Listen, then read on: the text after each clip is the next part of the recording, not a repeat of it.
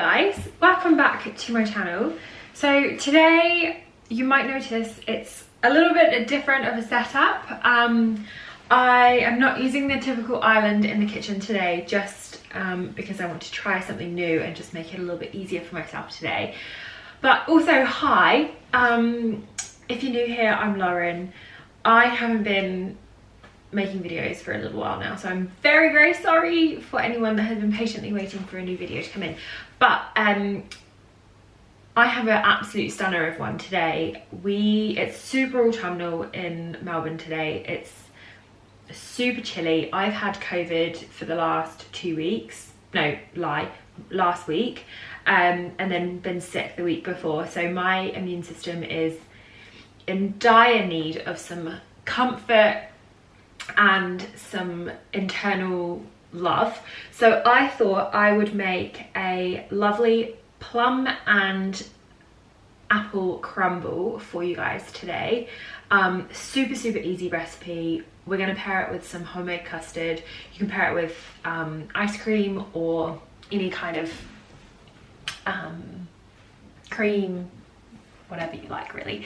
So yeah, so that's what we're going to make today. So to start with, I am going to chop up all of my apples. So I have 2 Granny Smith apples. I love using Granny Smith because I think they're the best. And I've also got 6 plums as well. So I'm going to chop all that up now and then combine it in a pan or a pot very shortly, but I'll show you that in a bit. Alright, so I'm just going to cut them up into, so now that I've peeled them and started to chop them up, I'm going to cut them up into like little pieces like this.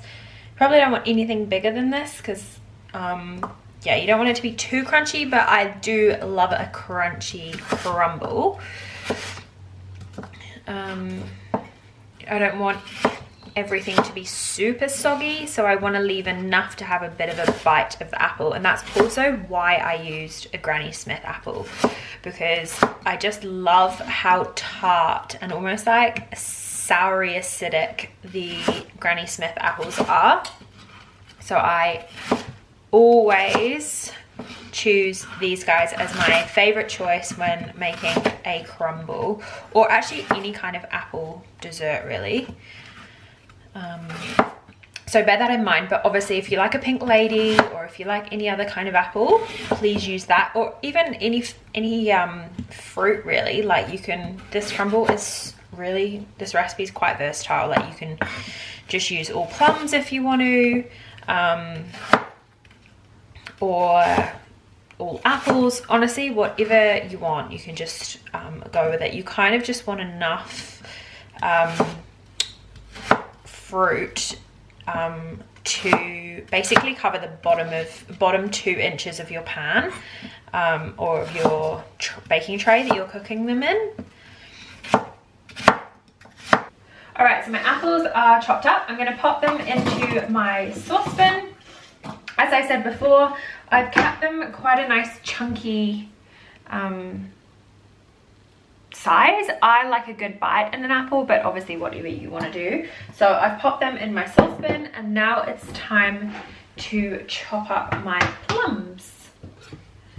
So with my plums, I'm just running my knife all the way around until I hit the other side, twisting it, and then I just want to do the exact same on the half that has the stone in, and pull it apart like that, and then you basically can pull the stone out just like that. It's super easy without like messing up the whole entire plum. And I'm just going to leave the skin on the plums and chop these guys into quarters so that they're nice and thick and juicy. Again, just be mindful of any fruit stickers as well. Okay, so now that all my fruit is in my pot, I am going to add a little juice of half a lemon just to help bring out all of those lovely flavors in those fruits, as well as 50 grams of caster sugar into the pot, and a teaspoon of ground cinnamon. Now, basically, everyone knows that cinnamon and apple is an amazing combo, but this just makes it feel so lovely and warming and exactly what you want in a crumble. So we're going to pop this on the heat for roughly around 5 minutes until the fruit sort of softens up. The plums will soften up a lot faster than the apples. And then we can pop it into our tray to make the crumble mixture.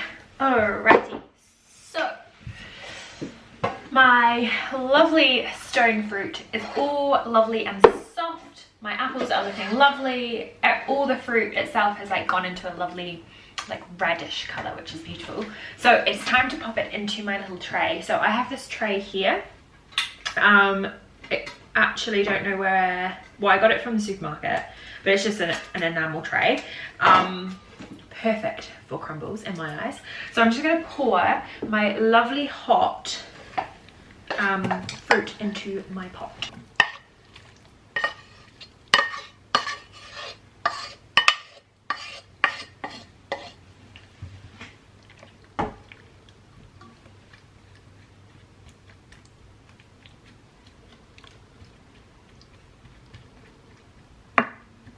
Amazing. Okay, so now that my lovely little dish is full of my lovely warm, hot, autumny fruit, we are going to whack the oven on to 180 degrees fan forced. So I'm going to do that now.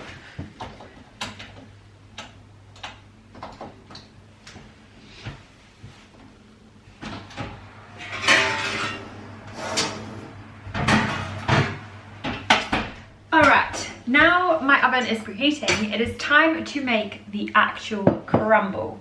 So for the actual crumble, the topping, you know, the lovely little glorious bit on the top, we have 125 grams of butter that I have cut up into cubes.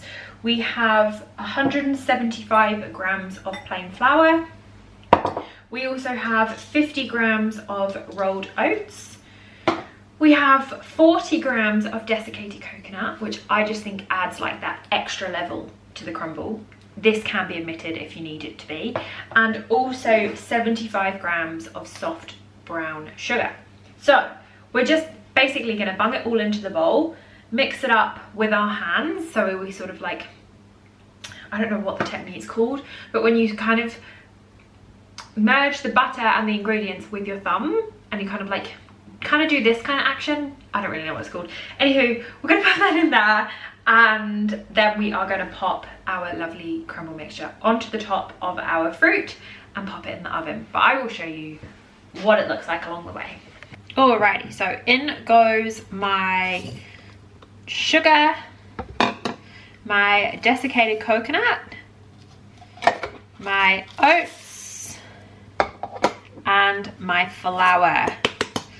And as mentioned before, we want to get our hands in there, and we basically want to push the butter into the rest of the ingredients until it is fully come together and is almost like thick, kind of big breadcrumbs. But we just need to be a little bit patient because this does take a bit of time. All right, so now it's pretty much done. You can see it's like lovely and crumbly. It kind of holds a bit of a shape when you squeeze it together, which is exactly what you want. So we're going to bring back our lovely fruit tray, and we're basically just going to sprinkle all of that lovely crumble mixture that we've just made all over the top of that fruit. Now I love crumble, so I'm going to pour the whole thing on. Obviously, if you don't want a big layer of crumble, don't, but I think everyone loves crumble. So just gently shuffle it across over the fruit. Make sure all the fruit is lovely and covered, like so. Alright, so our lovely crumble is all done. We're going to pop it in the oven for 25 to 30 minutes until all of that is lovely and golden brown. All of the fruit juices sort of rise to the corners and bubble away, which is exactly what we want. So we shall see you in a bit. All right, so our lovely crumble, hold up, I'm gonna show you what it looks like, has come out of the oven. Honestly, if any fragrance brands are out there, or candle brands are out there looking for a new smell, I found it. It's a bloody crumble. Honestly, look at it. It's delicious. I'm so excited to eat this. However, I'm just waiting for my delivery of custard, so as soon as the custard is here, I'm gonna have some. But yeah, honestly, this is banging. It honestly makes the house smell incredible. Candle companies, if you're wanting to sell a house, whack a crumble in the oven, maybe have it finished before you walk away and whatever. But honestly, it's banging. It smells so good, and it smells like a hug. It really just smells like a hug. So we'll wait for the custard to arrive and then we can tuck in. All right guys, it's a little bit later.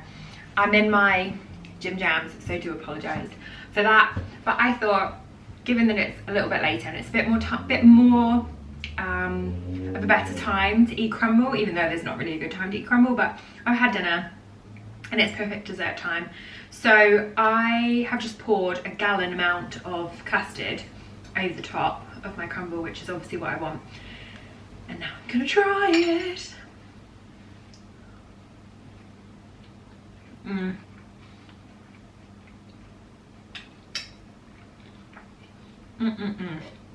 That is winner chicken dinner. The crunchiness of the crumble, you've got the oats, the coconut, and the sort of like crunchy little nuggets that we had on the top. Heaven. The apples and the plums are nice and tart, so it doesn't feel like an overly sweet dessert. I think that's why I like putting so much custard on it. Obviously you can put ice cream, cream, custard, yogurt, whatever you want to put on it. I love custard. That is such a wholesome, hearty, wintry, autumny dessert. So I hope you liked it, and I also hope you like this style of video. I am sorry if you don't like it in comparison to what I normally do, but I just felt like doing a bit more of a cozy, kind of real, kind of, yeah, a real life thing kind of thing. I can't get my words out, but you know what I mean. Anywho, if you liked it, if you didn't like it, let me know in the comments below. And we shall hopefully see you in our next video next week. I'm not sure what I'm going to make. I think I might do a classic, thinking. But if you have any recommendations or if you want to see anything, let me know in the comments below.